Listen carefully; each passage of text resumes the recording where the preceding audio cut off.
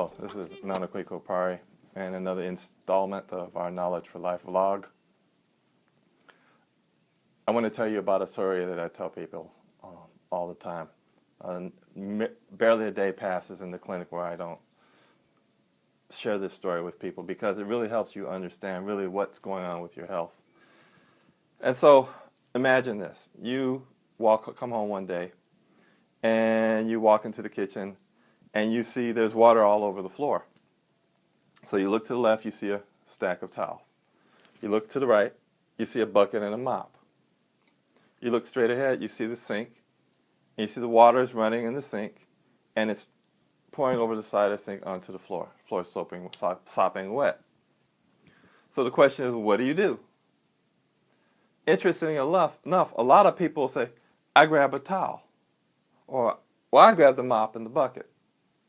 But common sense tells me, I don't know if it tells you this, but it tells me this, the first thing I do is I go turn the water off. I want to address the cause of the problem.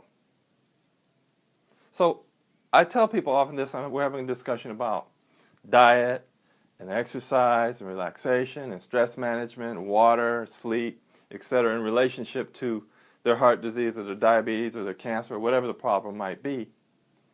And they've come to me and they want a cure. They want a treatment for this problem.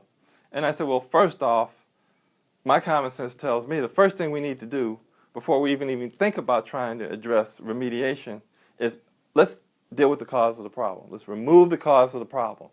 Because we know once we remove the cause of the problem, most of the time, the problem is going to take care of itself. The body will say, now we can self-correct.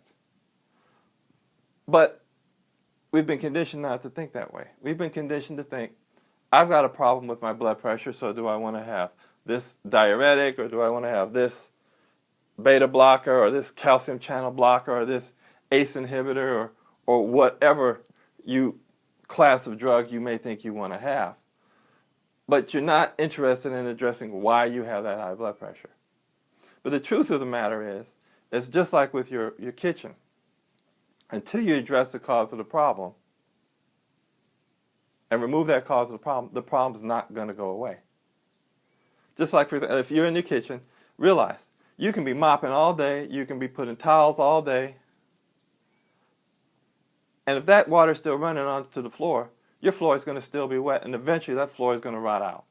It's never going to be dry. But conversely, if you turn the water off, eventually that floor is going to dry up on its own and the problem will go away. So when you're thinking about your health, the first and most important thing you've got to do is you have to realize what are your areas of living? What are the causes of your problem? Correct the areas of your living, correct the cause of the problem. If you got a clue on how to do that, look at my rule book and user guide. Look at the chapter, the rule book and user guide for healthy living. It can give you an idea on what things you need to do to stay healthy. Like you need to drink water, you need to breathe air, you need to rest, sleep, eat properly, etc., etc., etc.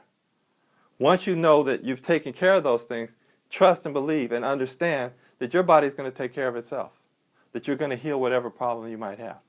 So remember, when you walk into the kitchen and your floor is wet, turn off the sink.